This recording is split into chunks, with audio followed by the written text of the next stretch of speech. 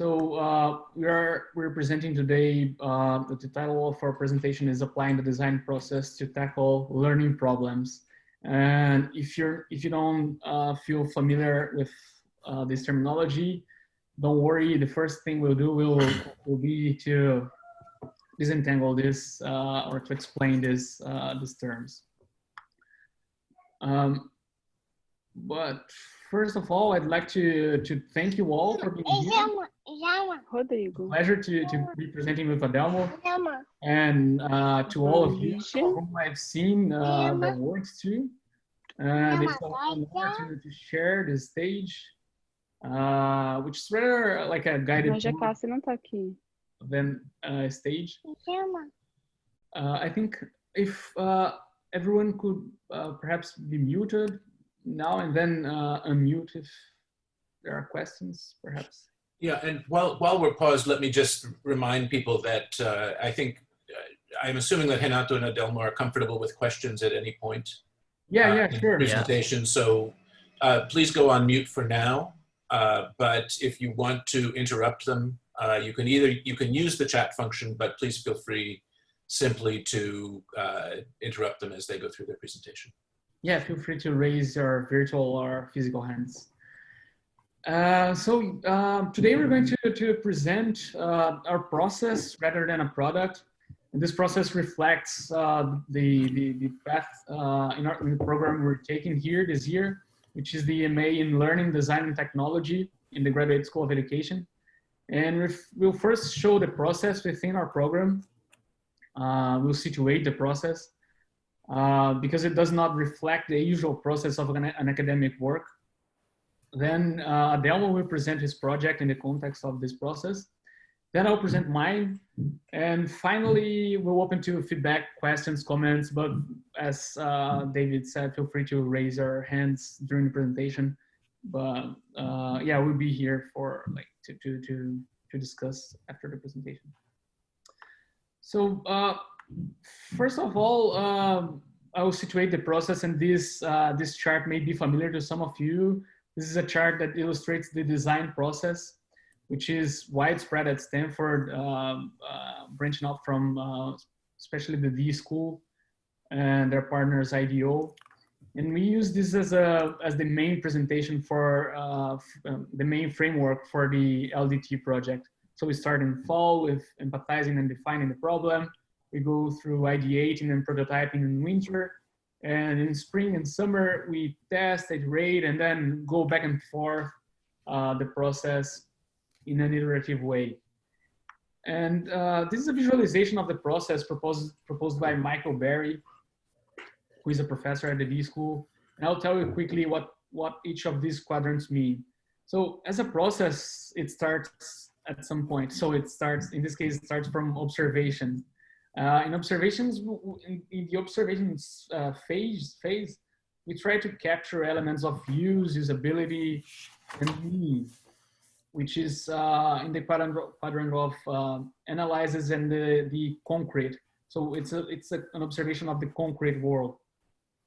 Then we go to the frameworks, which is an attempt to derive an abstraction from what is important to users, which is at the core of innovation, starting from what the users need.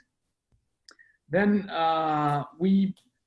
through the frameworks, the abstract frameworks, we try to capture what's missing in activities, environments of use, interactions between users and the other stakeholders, objects, the users themselves. And we have a lot of a variety of tools like personas or timelines telling how the user interacts or behaves during the day, for example. And from these frameworks, we derive a couple of imperatives which describe the benefits that the users will have from using a specific product or service. And at this point, we decide the most important task or goals that the users and we as designers want them to accomplish. And then back to the concrete world and the synthetic realm, we test how users, how our answers to the user's problems are, if they're effective, if they accomplish what they need through testing in real world situations. We're going to be more concrete as we move along, but this is just an idea of the framework, of the framework that we use during our academic year. And this is, yeah, this is how it looks like in terms of our quarters. So we have started here in fall, winter, with the abstract analysis, and then when we reach summer and spring, which is where we are now in the process, then it becomes quite iterative. We test and go back to observations and test with users, then ask more questions and test again and iterate on our prototype. So this is basically what we'll follow in our presentation today. And well, in the beginning, you may notice that I mentioned the learning problem, and this is what Adelmo will explain to you now. Yeah, thank you, Renato. And in addition to what Renato just shared in that diagram, the learning problem ideally would be what we reach at the top of the circle. So after the second phase, we are supposed to have a learning problem that ideally would be a one sentence that summarizes a learner and the learning goals for that learner in a context that the learner is inserted, and also in a topic or skill or knowledge that is relevant to the learner. So we're supposed to be able to frame a target audience, a learner in context, but also what are the learning goals for that learner based on the observations, on the explorations that we have done. And having those two elements, we have the learning problem, and also we are able to move on. And we move on by using another framework called the theory of change for the design of learning experiences that has been developed by faculty in the Audity program for all the last years. And they believe that if you have the learner in context very well described, and also the specific learning goals that you believe, that you assume that are important to that learner, you're going to be able to design a relevant learning experience that will make that change to happen. And what I like to say about the learning experience is that it can be, for example, an instruction in the classroom, a traditional class, a traditional lesson plan.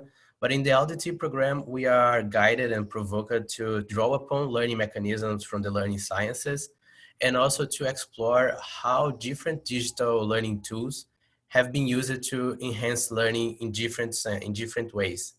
So as a kind of final project during this process, we are supposed to design this learning experience or a kind of learning technology that will help the learner in context to reach or to develop specific knowledge, specific skills, knowledge and attitudes that are relevant to them, especially in the context they are in. And as Renato said, right now we will try to make those ideas more tangible. As we talk about our projects that I like to highlight, they are work in progress. So we haven't reached the final product yet. We are supposed to do that in a few months. We hope to do so. But yeah, and we see it, this is an opportunity not only to share this process, but also to get insights and feedbacks and ideas of what we could look for, what kind of ideas we could explore in the following weeks. Okay. I think there is no one. If there is anyone who would like to make a question, that would be a great opportunity. But if not, we can just go forward. Well, let me just ask, you know, this COVID-19 has greatly increased the urgency of online education, distance education. So to what extent are you going to place your work in the context of not the education system that you left in Brazil, but the education system that you will find when you return? Yeah, this is This is a question we've been trying to answer in the past few weeks. In my project specifically, I was envisioning a classroom experience, and I was designing a sort of guide for teachers to use in the classrooms. And now, as a requirement in the program, we're required to move to an online learning experience. So this will, yeah, in my case, it's changing the prototype and the solution radically. No, not radically, but in a very sensitive way, very sensible way. Yeah. Yeah, and just adding to what Renato just said, that was a key moment in the last few weeks for our cohort, because there are solutions or projects that that clearly suppose an in-person experience, and so people, different people, had to adapt their projects depending on the situations we are facing right now. But yeah, in general, I would say that in our cohort, not only Renato and I think no one is trying to develop something that would be developed in person. So I would say that this has been a learning experience for the whole cohort to deal with this change in our scenario as we're moving forward with the project. Yeah, but this has like very serious implications in terms of access to technology by students, as many of you may know. Yeah. Can I ask a question? Yeah, sure. Sure. I can't wrap myself around this. Have you given a concrete example? You gave a very nice design of how to move from the concrete to the abstract and back to the concrete. Yeah. And I've been over to the design center and I've talked to David Kelly, and they usually deal with some really concrete, real world situation. And there's a problem with it. And then they figure out, they do exactly what the Berry model says, and then they move back to the concrete. So what is the thing that you're going to observe? Have you chosen a thing that you're going to observe? Yeah, this is what we're going to address in the project section, starting from Adelmo, with Adelmo now. Yeah, you're going to talk about an observed thing now? Yeah. And if it doesn't get clear, you can just say, and I try to make it clear as possible. But yeah, we'll try to use our projects, our processes as examples. Can I make a suggestion in presentation, if you ever do this again? Start with the concrete thing that give some concrete examples before you start, before you put all this other stuff up. Because, you know, it's exactly what your model says. You're going to observe something. There's a problem. You're right. Now we're going to show you how we're going to move into the abstract thing. But you started abstractly, not with a concrete example. Okay? That's interesting. You see what I'm saying? Yeah, sure. You're right. Sure. Yeah. Yeah. Start with the concrete, and then tell us how you're going to deal with this problem, and then show the model, etc. Okay. Onward. Thank you. Thank you. Thank you too. Yeah. So I'll go to try something I think it's concrete. Let's see if it is or not. So design data is the current name of my LDT project. I've been working with someone else, Sedi, who's also in the LDT program. And I'll tell a bit about the story, how this is going through. So I'll start with my initial interest here in the US. I've got here in the LDT program very interested in computer science education, especially because before moving to here, I was working with that topic back in Brazil, helping some municipalities design educational programs and policies in computer science education for the K-12. And by then I knew that there was a lot of experience going on here. So for example, if you look at this graph, we have the states in the US that already have specific standards for computer science. So we have more than half of the states already with a clear standard for computer science, the K-12. In California, for example, half of the high schools already have programs for the students. We have AP courses for computer science. This is a big topic here, and I thought that would be a great ecosystem to learn from. And in particular, I was interested in based on this very complex ecosystem, to understand what are the challenges that computer science teachers in the K-12 have faced. And I would say that something very interesting to share about them is that most CS teachers in the US do not have a computer science background. So different from a math teacher who has a kind of math background, or a language teachers in a similar situation, CS teachers are usually learn in the field how to teach computer science. So especially via professional development programs and so on. So by reading reports and papers, interviewing with teachers in the Bay Area, school leaders, observing classrooms, observing PLC meetings, I got a better sense of a specific challenge some CS teachers had. And I got to 3 key ones. Assessment is a key challenge some teachers still face. Can you pass this slide? Yeah. Assessment, differentiation. But the one I got interested in go deeper was computer science knowledge. And what I mean by that is that lots of CS teachers who are already working with it, with this topic in the classroom, they have an initial understanding of computer science, but they don't have a clear sense of how much they should learn about it. So as one teacher could share with me in that process, they are learning a lot about computer science. They want to learn more. They are always all the time facing new topics such as artificial intelligence, data science, machine learning, cybersecurity. They have no idea what those topics are about. They're just being prepared to teach basic topics in computer science, and they don't have a technical background that help them face those new emerging topics in CS. So the specific learning problem that I was able to frame was that computer science teachers, they want to deepen their knowledge in emerging topics in computer science, but they don't want to do that by becoming a computer scientist. They want to do that because they want to be better teachers, to want to be better prepared to talk about this in the classroom, to help the students learn what they need to learn about it. And that was the moment in which I partnered up with SETI.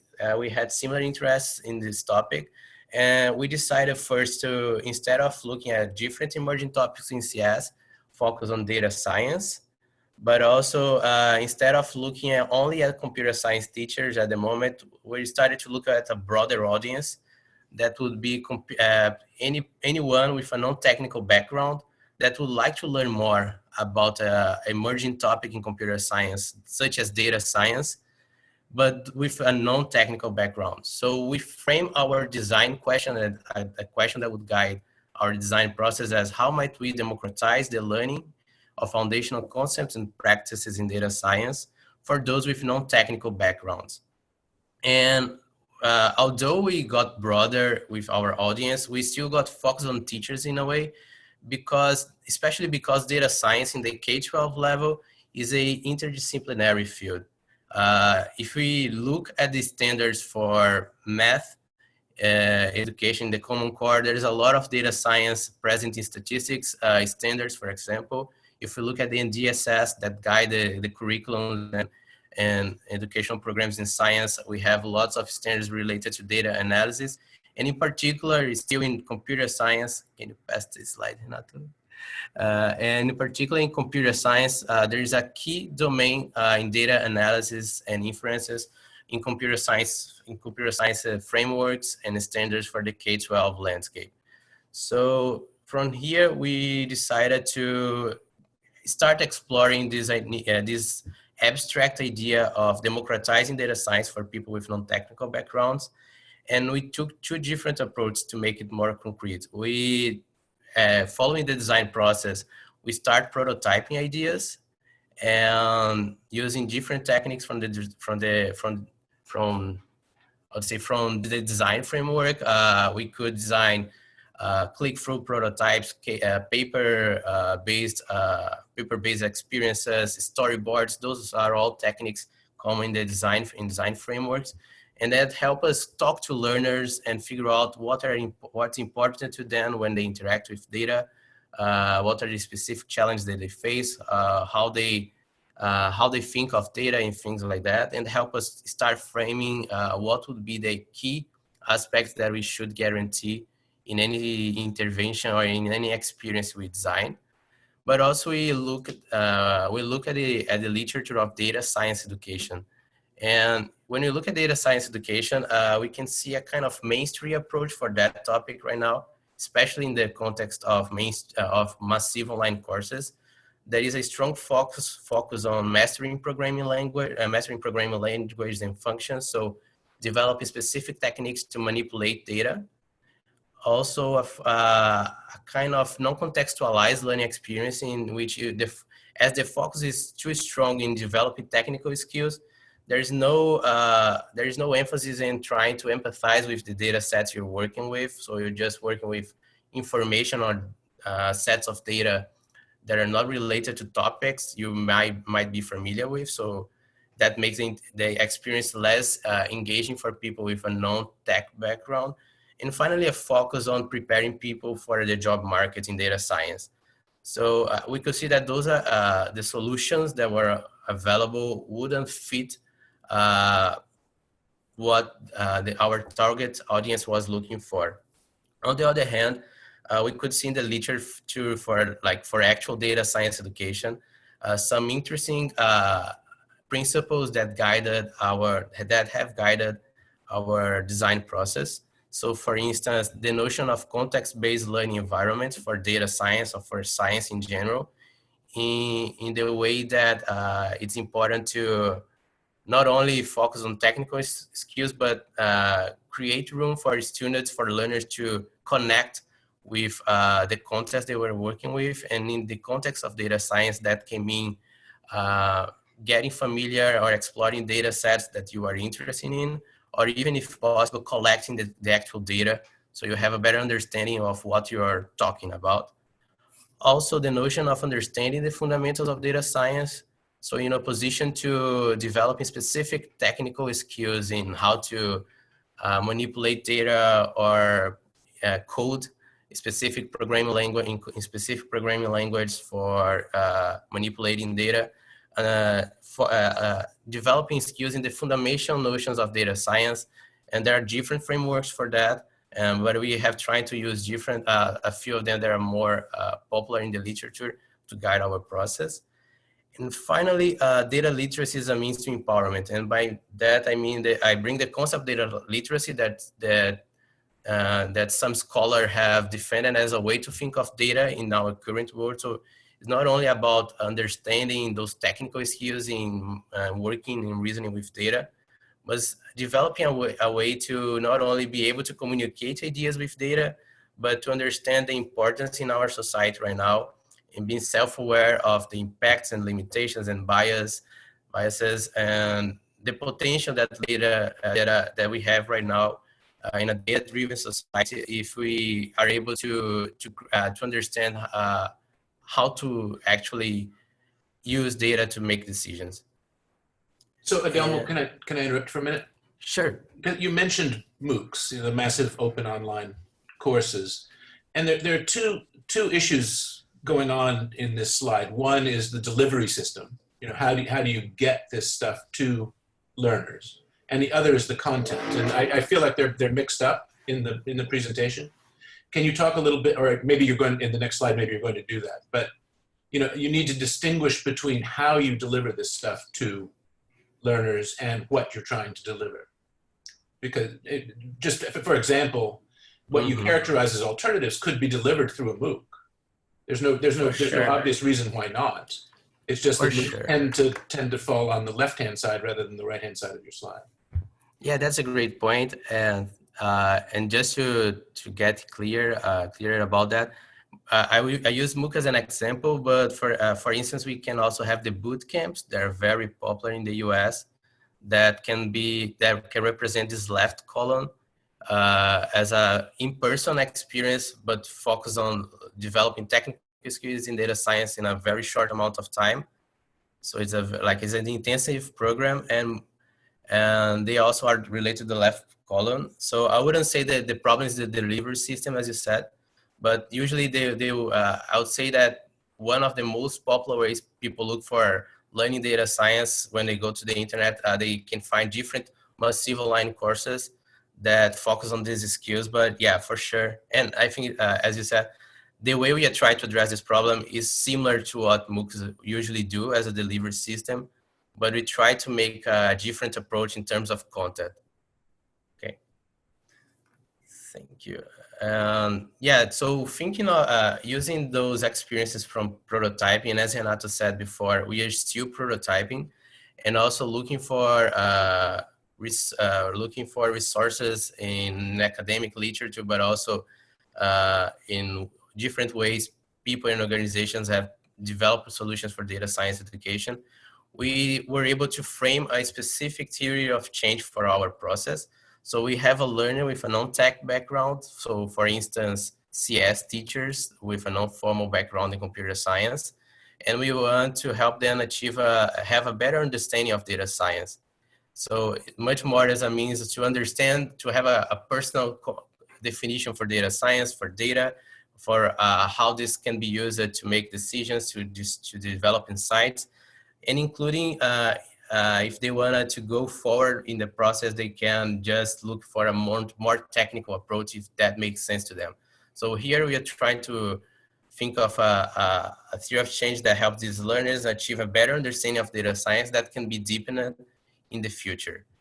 And for doing that, in using those different frameworks I mentioned for the fundamentals of data science, we are trying to focus on 4 specific steps: framing a question based on the interest, developing insights while those learners interact with data sets related to that question and topics they are familiar or interested in, developing techniques or developing skills to communicate insights that will help, using visual representations that will help strengthen the insights, and finally reflecting on that process. And the way we're doing this right now is by trying to develop, and that's our current prototype for design data, is a web-based experience. So as David said, we are kind of going forward, moving forward to a solution similar to a MOOC.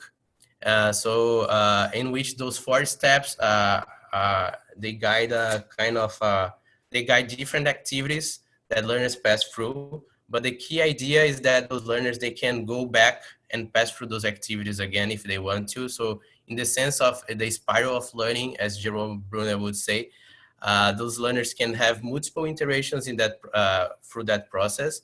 And so for a first moment, they can use require more scaffolding to frame a question, or just choosing a question, or just taking one of our examples from data sets. But in a future iteration, they can go to the internet and try to analyze if the specific data set is a great data set or not. So we think of the solution as something that is iterative for the learner themselves. And so the way we envision this, we are still working on it. This right now is a mock website, and we're still testing it with some users. But the way we envision this is a self-paced web application. That means a kind of short course in a website that can be embedded in any other MOOC providers, such as Coursera or Udemy, for example. And that learners can explore them multiple times as they go deeper in specific from the ideas of data science. But what we aim to deliver at the end of this process is a technology that enhances the learning and teach of fundamental ideas on data science, and that not only can be used as a self-paced experience, but also something that can be mediated by a teacher in the classroom. And as next steps, we're still testing this with some K-12 teachers, especially from Brazil, Ghana, and the US. We plan to have 10 more tests and focusing on, especially now, on what they learned from that experience. So we're planning to have some more tests in the next few weeks with 10 teachers. We plan to refine the learning goals, activities, and ways to measure learning in that process as well. We plan to develop a higher resolution prototype that would be an actual website in which that experience would be available to anyone. And finally, if especially if you can do that remotely, we are planning to have an intervention with a larger group, probably a larger group of teachers that will help us get more information about the impact of this experience.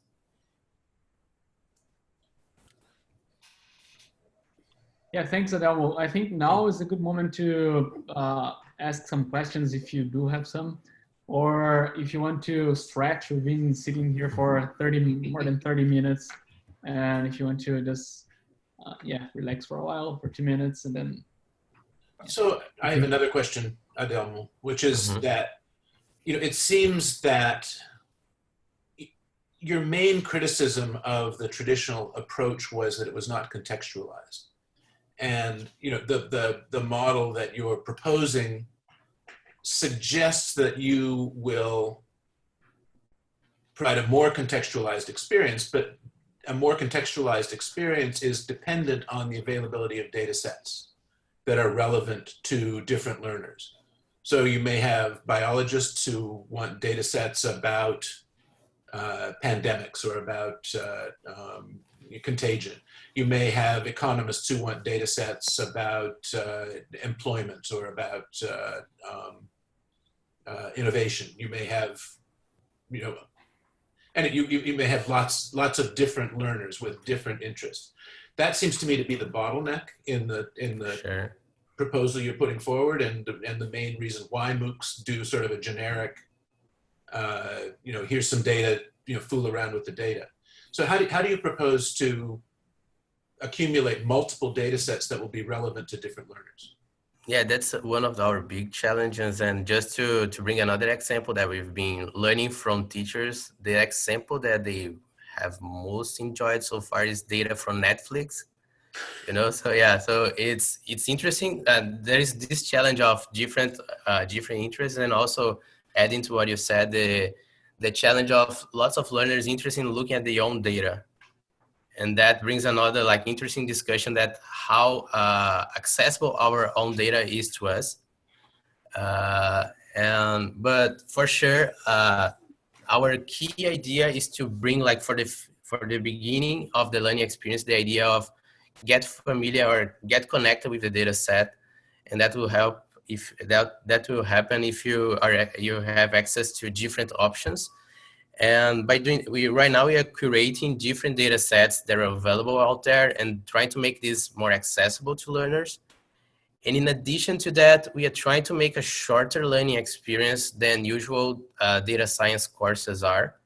So we are trying to focus on more, I would say, initial ideas or initial concepts before getting too deep in one specific technique or something like that. So those people with a non-technical background, they are able to have a kind of full cycle of experience.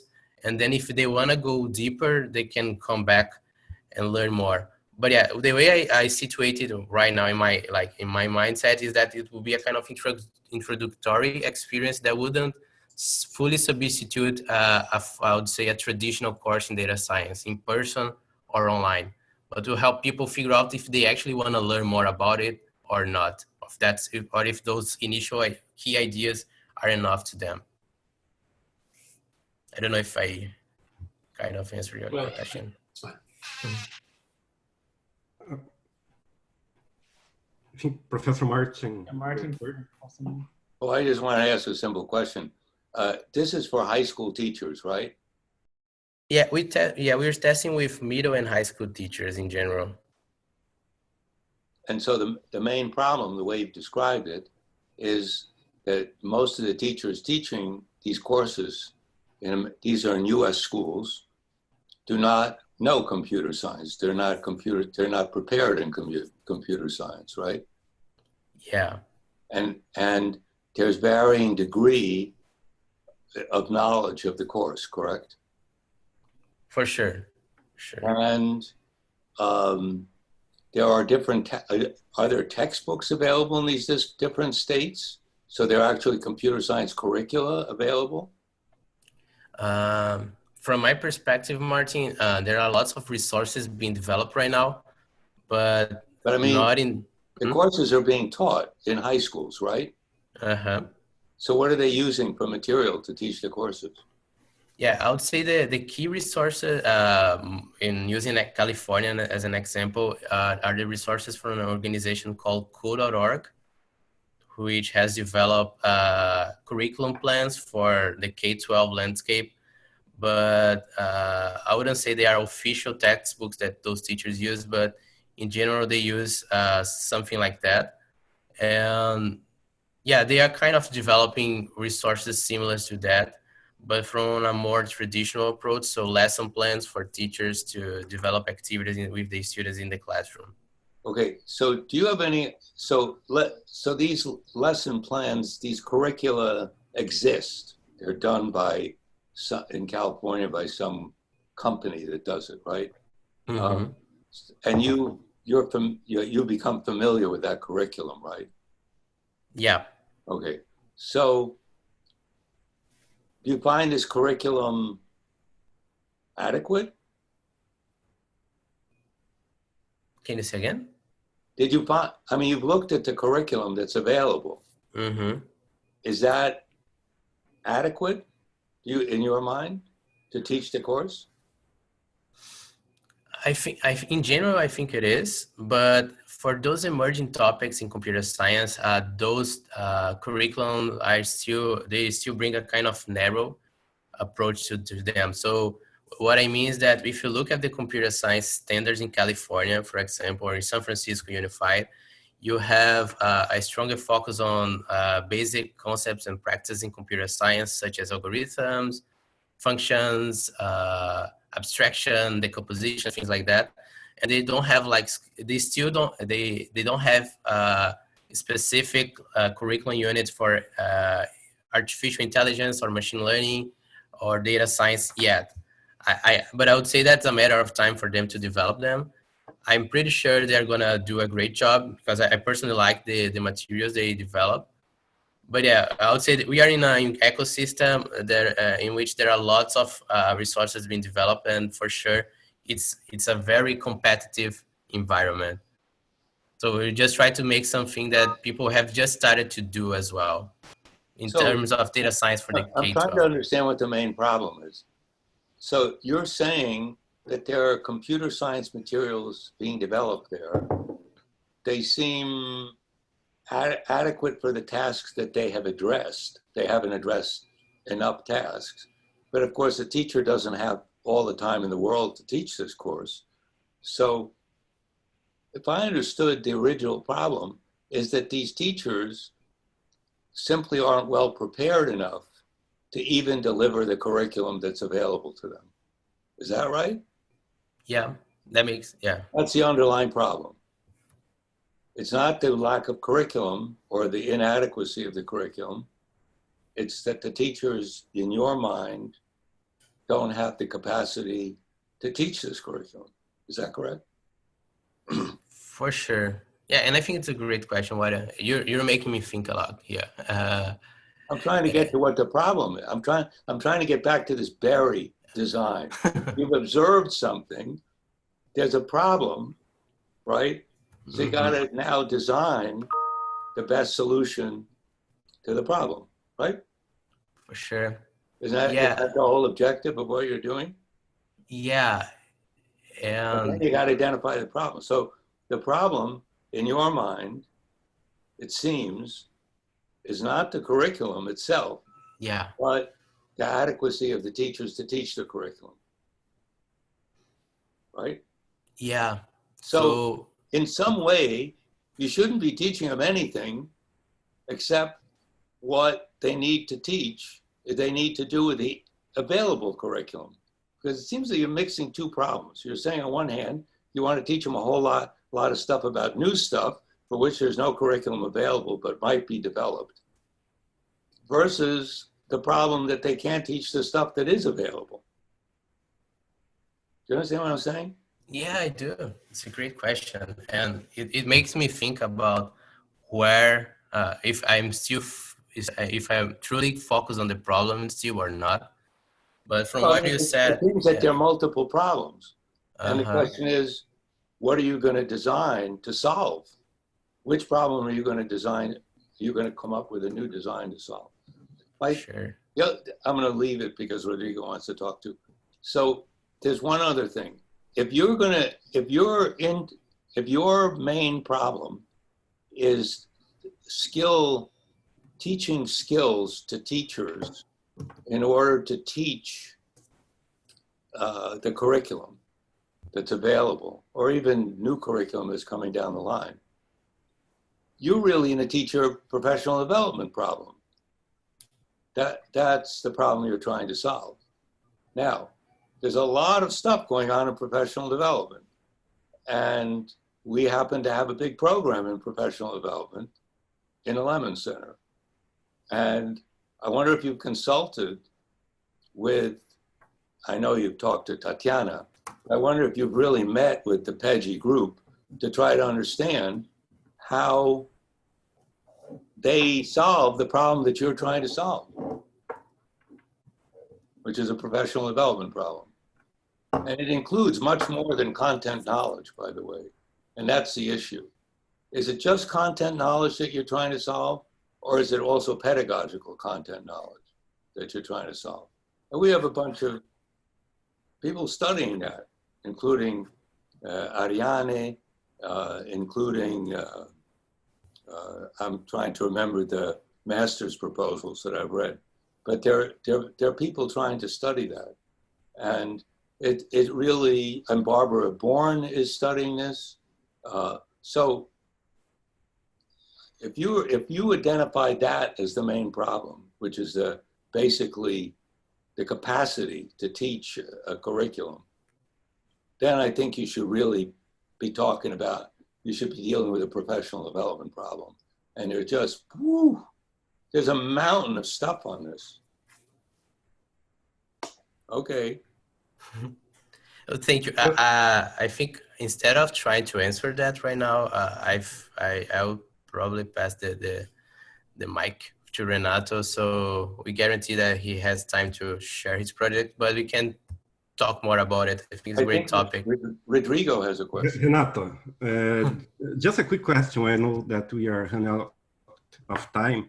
How do you compare the computer science education here in the United States and with your experiences in Brazil? Because there, teachers don't have computer science background, but they are required to work online, and now they are required to be YouTubers.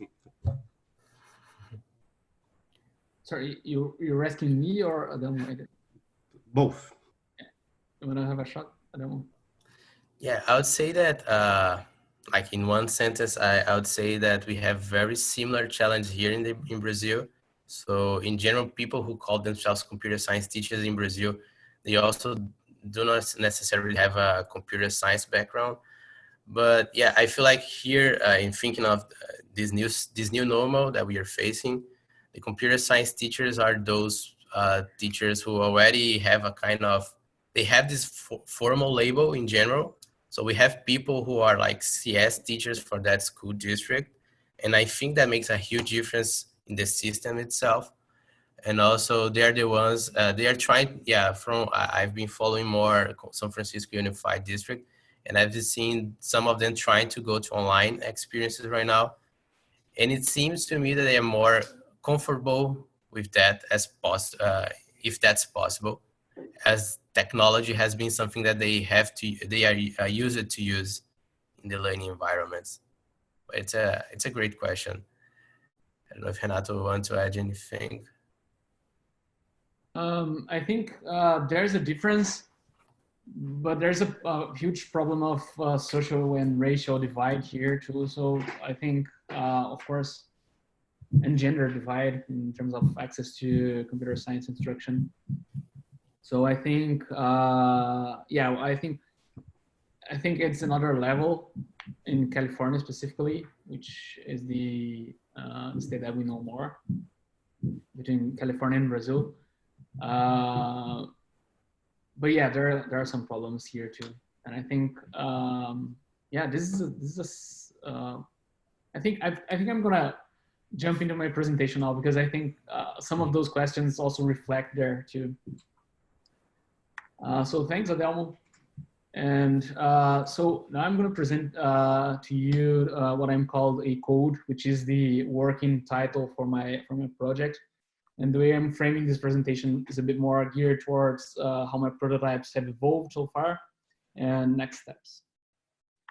So I'll first start by bringing our attention to two interesting ways in which technology appears in our lives today. We know that technology creates not only solutions to complex problems, but it's also posing new societal issues to which we hardly have answers. For example, a recent study showed that some facial recognition applications data sets are composed of more than 80% lighter skinned subjects. And these in contexts like criminal justice, for example, using failed models like those can lead to serious consequences, like sending an innocent person to jail, for example, as I think we saw some presentation on this in the last quarter from a fellow in the law school. So we need tech leaders to be more conscious, tech leaders and workers to be more conscious about the broader societal effects of technology, and people like from Roger Forrest Green, who is a veteran technologist, who's chief knowledge officer at NASA, for example, to more leftists, worker collectives, leaders. They agree that it's fundamental for developers to discuss the ethical considerations of what they create. And we also know that, students are starting computer science classes, as we mentioned, as Adelmo said, as early as in second grade now. This is an interesting game that was published, and of course, this is not the best example of what students are creating, but it's one of those games. And yeah, of course, and there's this movement for CS standards, and there are the CS in K-12 standards, which is a nationwide movement here, and there is lobby from the tech industry and strategies designed by the federal government, which tend to lead to an increase in access, in opportunities, to an increase in those numbers of students who have access to computer science instruction. So my question, and the question I'm trying to answer here is, can we start early? Is it possible to design, is it possible and desirable to integrate ethics and technology in K-12 computer science education, starting from, well, not second grade perhaps, but but further along the line? This is the question I'm trying to answer. And when I started investigating this topic, I noticed that that the different parts of this issue are addressed in separate ways in digital citizenship curricula and in computer science curricula. The way these topics are usually addressed is there is a workshop or a class in digital citizenship where students are taught how to behave online, how to use social networks, how to be responsible sharing, and so on. Sharing news, like the role of fake news and this sort of things. Then there are the computer science classes where students learn or are taught the technical skills for coding and programming. But what I'm trying to grasp here is if there's a way to combine these two and have something like a citizenship in computer science curriculum. Or maybe there's a better name for this, but trying to match the curriculum in computer science and digital citizenship. And this is where I started prototyping. And beware now that you see the kitchen of design work. So please don't be scared. But this is the very first try that I had prompting young coders, young students to consider the impacts of their projects in the lives of others. This is not, this is a screen of code.org. Maybe familiar to you, some of you. And this is a platform where many young coders start to code by a block-based interface. So they drag and drop blocks of code. This is already an existing platform. But my solution was, if you see here, on the left-hand side, there is the interface, the user interface. And on the right-hand side, there is the, there is the code. So this is the code here, and this is the user interface. And what I envisioned was when a student drags a block of code, which prompts the user to, for example, start recording, they see a notification saying that they should be careful while asking users to record people around them, for example. And this is how I started prototyping. Can you see this, the prompt here? Hey, remember to think twice when you prompt people to record others. This is the solution that I envisioned. So within or inside a platform already in use, students will be prompted to think of what they are creating. And at that moment, I didn't know how this would work. It would be a browser extension because this is a browser-based product, or a curriculum, or whatever. But the idea seemed interesting to me, and then I set about developing a kind of environment where this idea would inhabit. So this is the very first paper prototype that I produced. Very rough and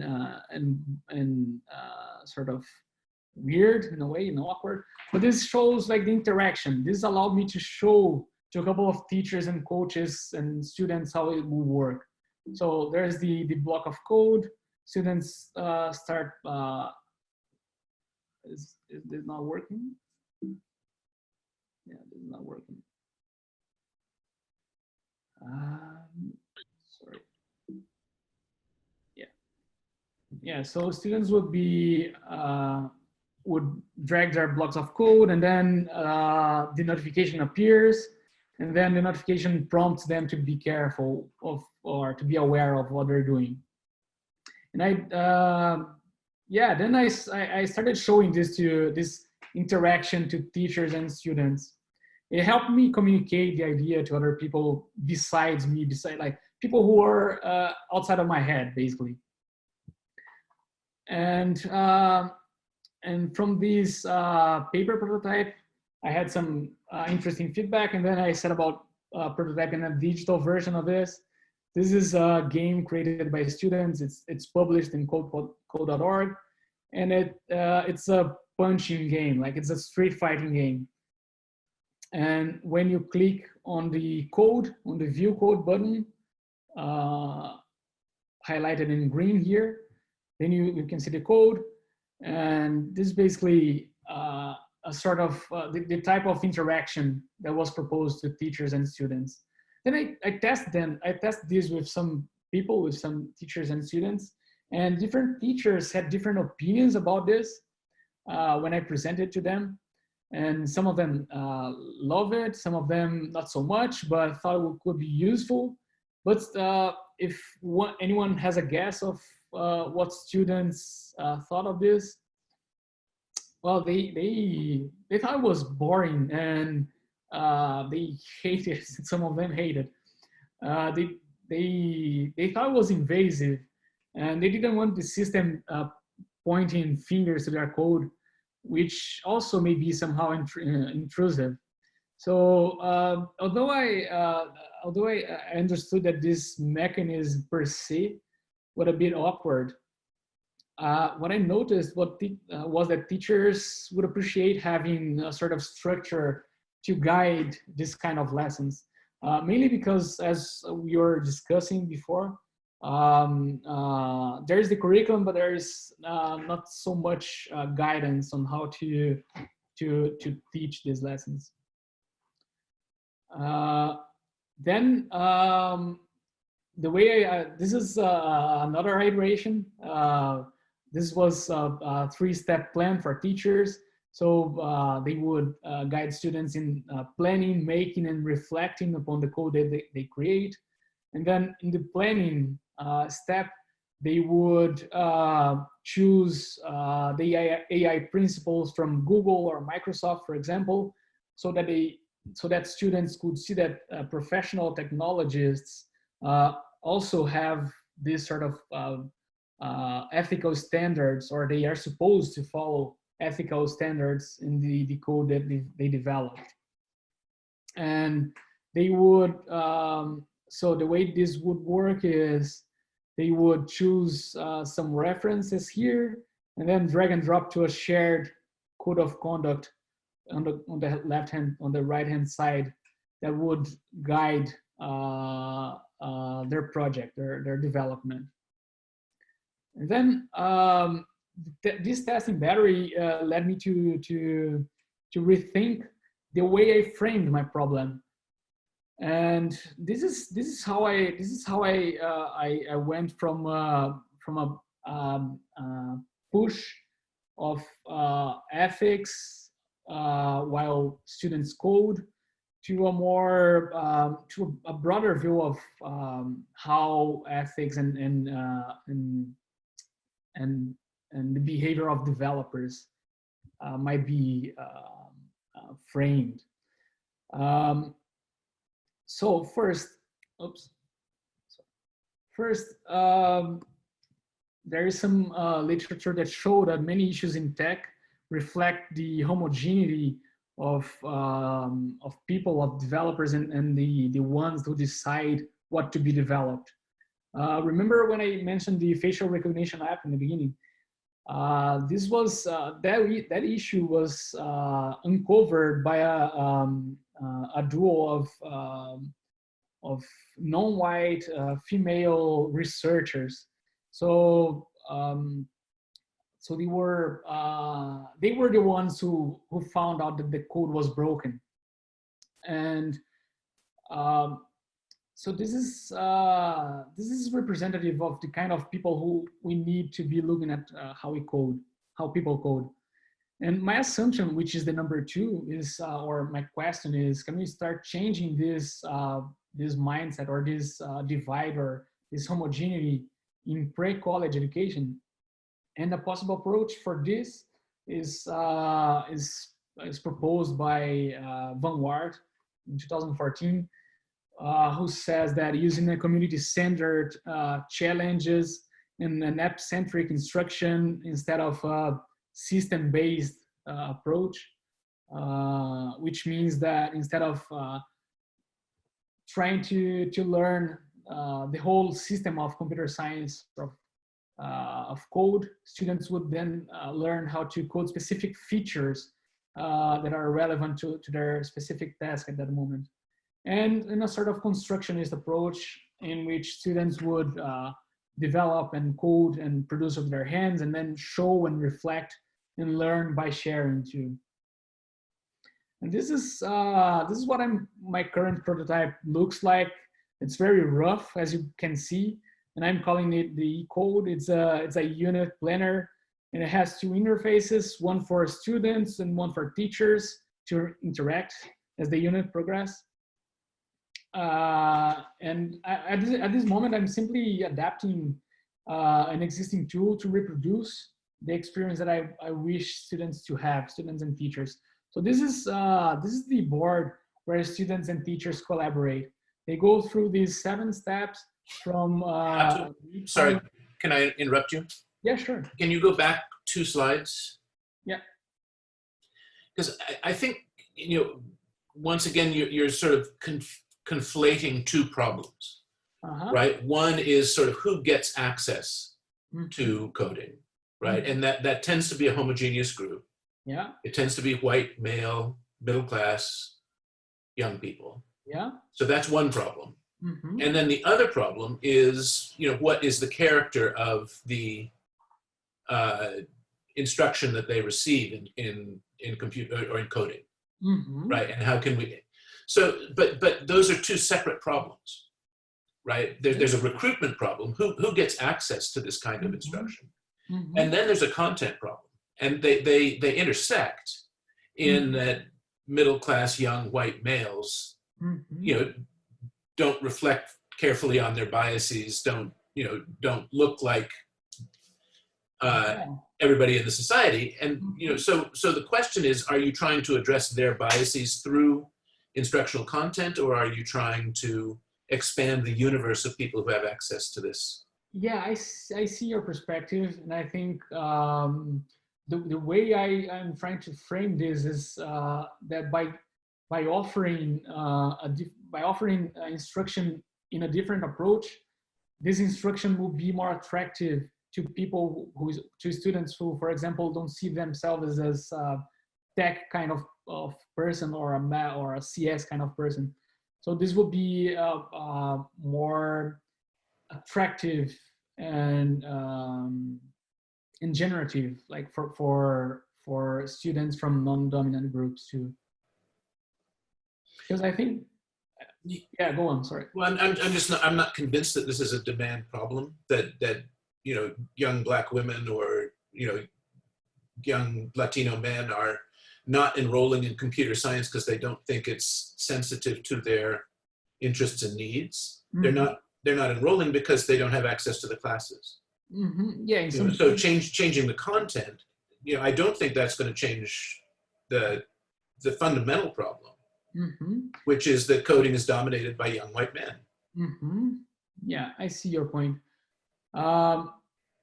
What I'm trying to do here is making it more accessible to more accessible to, or increase the demand by offering a different approach. If the instruction is not so much code focused, this could be an activity offered by different profiles of teachers too, because it's not a matter of instructing kids through a battery of coding sections or sessions. It's a matter of finding the problem and design together and involve kids with different skills and profiles in the development, which by its turn would not only be coding, but thinking of a tech product in a more comprehensive approach. When you design an app, and a phone app, for example, you don't simply code. You also have to think of layout, of interactions, of text, for example, of communication. So by embracing different skills and competencies, you can perhaps make it more equitable, I think. But I see your point of offer, not demand. This is a very important issue. Okay. Yeah. So this would be the teacher-facing materials, or the student and teacher-facing materials, and they would start drawing the goals and resources. For example, addressing or relating to that question. So what skills do they want to develop as they develop a tech product? It's not only JavaScript, for example, or SQL or whatever. They might want to be a better illustrator or act or filmmakers. I don't know. All these are topics or skills that are involved in real life app development and product development. They can also join this the cycle of development. And then the second stage is where they develop their ground rules, and this is where the behavior and the ethics part come in. So they agree in some their shared ground rules, or things that they want to to abide to when they develop, and what's important to their users too. And then they go through a concept map development, and then in the bottom here, there's three boards on the bottom. They evaluate the product, not only from a usability perspective, but also from ground rules, or from the perspective of compliance with their ground rules. And then finally, the last quadrant here, they plan for the next versions. And this will be this is the prototype for the teacher-facing guide. It has like each of these boards represent one of those panels there. And you have learning objectives, estimated time, and external tools and resources that they can use. And yeah, one for each of those stages. And finally, what I'm trying to, I'm at this moment of defining what I want to measure. And I think this helps answer the question of the divide and the offer. So first, I want to, I totally accept orientations and feedback on this, because I'm still working on that. But I have some preliminary thoughts on this. First, I thought of empathy, because I want to, because here we're talking about the ability to incorporate the values and beliefs of other people different than oneself in the design and development of technology. And I'm grasping with the concept of computer science growth mindset, because the whole idea here is to attract students who would otherwise identify themselves as who would not identify themselves as the tech kind of person. So I'm trying to think if there is a change in mindset before and after going through this experience. And this is a rough an estimate timeline, tentative timeline. I'm in touch with teachers in Brazil and southern Brazil and the US, mainly in San Francisco, to do some user testing, then refine my learning goals, activities, and measurements, then develop higher resolution prototype, and then intervention with a larger group and report by the end of our academic year, which goes through September. And yeah, now I think we have a couple of minutes to discuss into, especially hear from you what you think and what sounds interesting to you, what sounds weird, and ideas on how to make progress on this. Thank you. Thank you. Renato, I have a question, if you allow me. Yeah, sure. Go on. Yeah, ethics is a very hot topic in computer science nowadays. And today, even you are giving advices to children while they are coding. But like don't punch people on the face and things like that. But today, even handshakes would be considered unethical due to the time that we are living on. And so we have a lot of values that are different considering the place, the time that we are living on.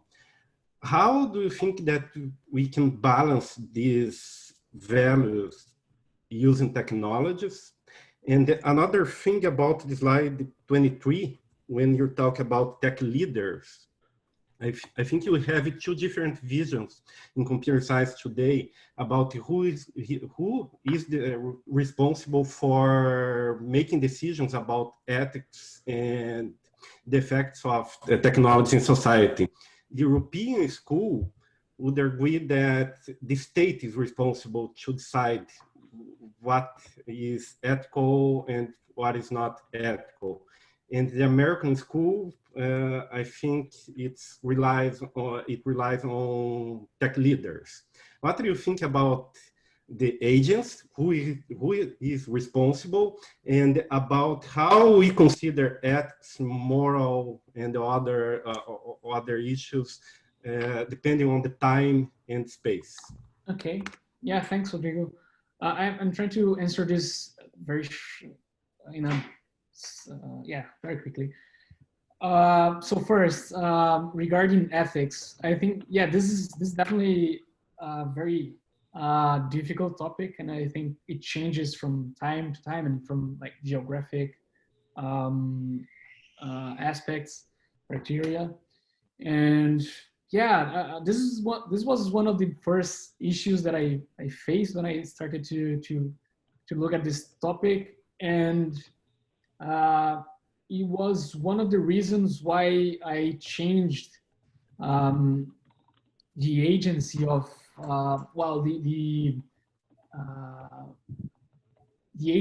the agency from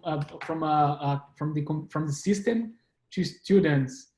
So in my first prototypes, there will be a set of values that will be preset, and they would be pushed to the students. And well, who knows who decides what is ethic or what is ethical or not. And then I moved to a more student-centered way of thinking, in which the students would define their ground rules and their